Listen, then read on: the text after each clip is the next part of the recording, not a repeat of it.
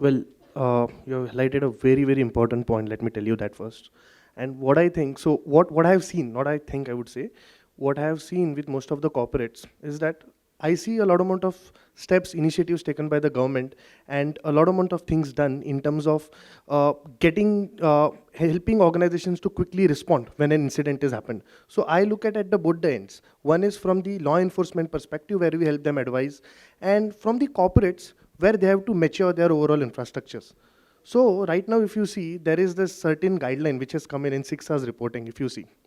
Now, for any incident that happens, a biggest challenge I see with most of the corporates, and in corporates, we are dealing with the number one attack vector, and that is called as ransomware. I'm sure everyone is aware of that. And in that scenario, when such a sort of a ransomware attack happens, your log servers are the number one which are quite important to know from where what has happened. The worst part is that the log servers that needs to be maintained by the corporates are not being maintained. The business continuity planning, the tabletop exercises, and looking after whether which particular log servers are connected, are you ensuring that you're storing the logs for 180 days to 360 days, is not being done. These are certain specific gaps in which, while investigating, while analyzing, you are not able to specifically correlate, which gives a lot amount of information being not being channelized properly. Example, let's say a malware is coming in from a browser. Let's say someone clicks on a URL, the attachment gets downloaded. Now the attachment gets downloaded. Nowadays, one more thing what I have seen is these malwares which come in, they target your Active Directory, domain controllers. So what happens is, earlier, what we used to do is, when we used to do certain sort of, we used to use various logging tools to do incident response to see what sort of logs have been shared, the syslog servers and all. Nowadays, what is happening is, the agent, once it gets downloaded, it is behaving like a pen tester.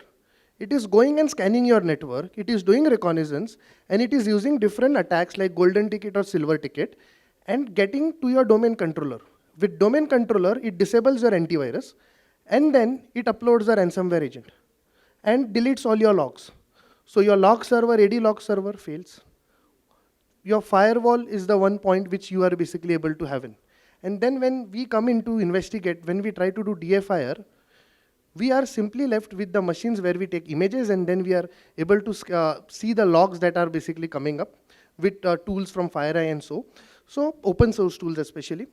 So what happens all the time is, the accurate logs from what was the vulnerability through which the attacker came in, what internally the attacker used the vulnerability for lateral movement is unknown. These points create a lot amount of concerns, and I believe this sort of evidences are quite critical for an enterprise as a CISO, as a CIO, that what is a specific gap that from a MITRE, ATT and CK point of view, he should be bridging in. So that's my take here.